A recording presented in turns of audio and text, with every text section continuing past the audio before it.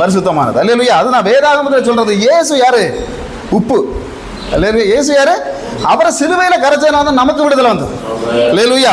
பாருங்க, இன்னைக்கு மீன், இப்போ மீன் குழம்பு வைக்கிறோம், உப்பு. அதாவது நான் என்ன கேட்குறேன்னா, ஒரு நல்ல மீன் குழம்பு வைக்கிறோம், அதுக்கு மெயினாக என்ன வேணும் சொல்லுங்க பார்க்கலாம்? உப்பு, புளி. நீங்கள் குழம்பு, காரக்குழம்பு, காரம். எனக்கு ஒய்ஃபிட்ட கேட்போம். அது கேட்கக்கூடாது, என்கிட்ட கேட்கக்கூடாது.